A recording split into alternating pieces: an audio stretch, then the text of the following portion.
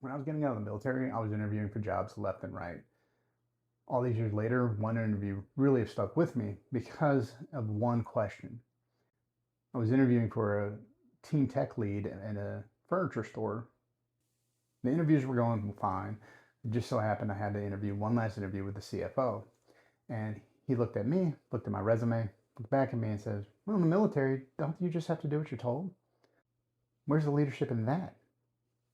Now, that really did get under my skin, but because there was a little bit of truth to what he asked. First, he was right. In any organization, positions of authority tell you what to do, and the expectation is you do it.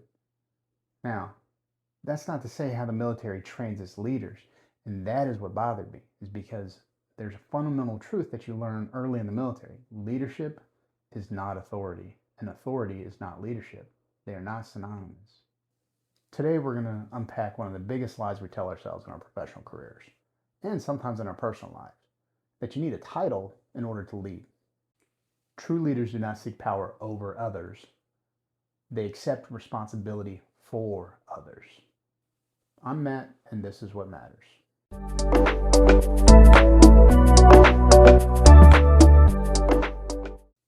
Now, authority is a role, a position, or a responsibility that's granted by another entity, whether it be an organization or a person, right? However, I always think that you should not call positions of authority positions of authority. They should be positions of accountability. Why? Because when you are in those positions, you are not only are you responsible for making decisions, but you are also responsible for owning those decisions. And not only that, you are responsible for the people under your care and accountable for them. They are looking for guidance and direction at the very least, but at the most, they really are looking for you to lead.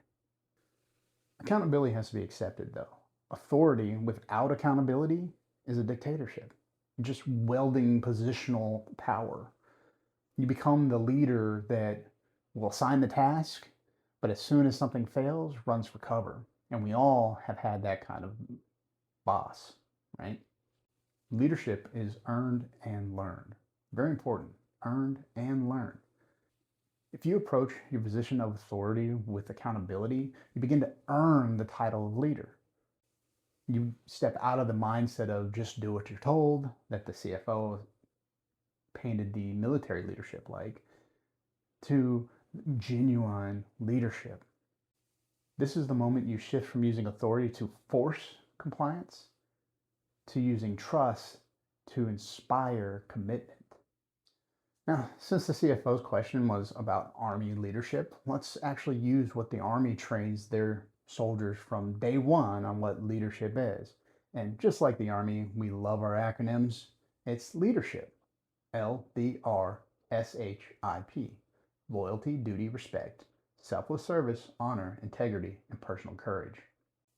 Now let's talk loyalty and duty first. Loyalty is something that is given in order to get. Remember that when you're trying to have that loyal team, that you have to give loyalty to your team if you expect them to give it back to you. So be reliable. Follow through with what you say you're going to do. Follow through with your duties.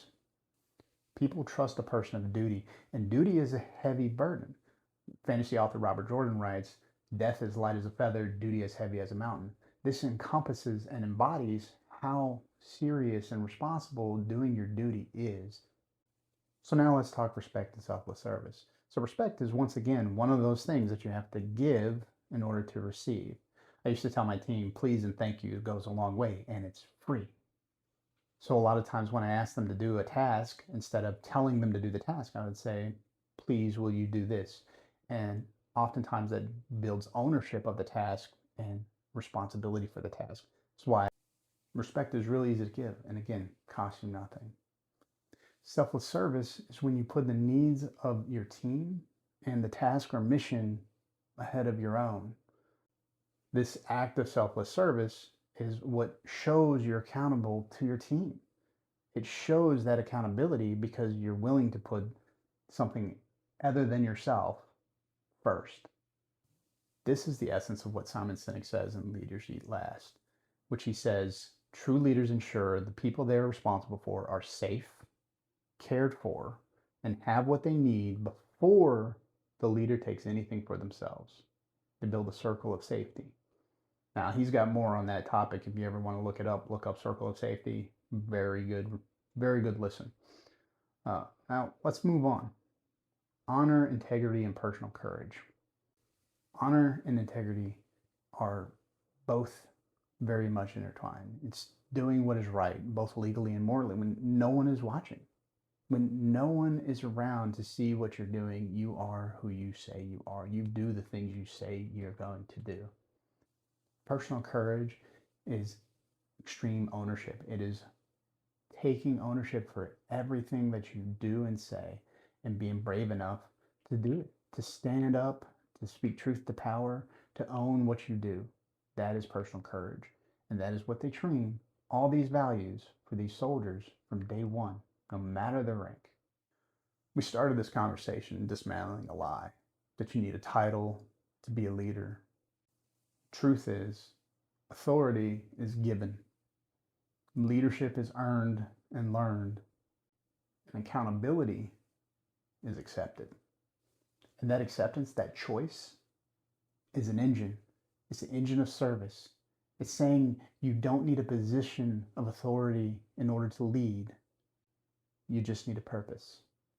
Now, let's go back once more to something else the military taught. Every non-commissioned officer learns this. It's called the NCO Creed. And there's one line in there that sticks out, and it says this: I will exercise initiative by taking appropriate action in the absence of orders. That is to say, I'm going to lead whether I know where I'm going or not. You may not be the one giving the final command, making that final decision, but learning to course correct and owning the decisions that you make, regardless whether they're successful or fail, that's learning to lead at any level. People aren't going to follow you just because you know where you're going. People are going to follow you because you own the direction you take getting there. The most influential people in your life are not people in positions of authority. They're people that embody those values of leadership that we talked about today. Leadership is not a rank, it's a responsibility. It's a choice. Now I want to hear from you.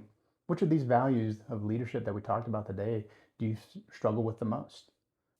Leave it in the comments below. Thanks for watching. This is What Matters. I'll see you next time.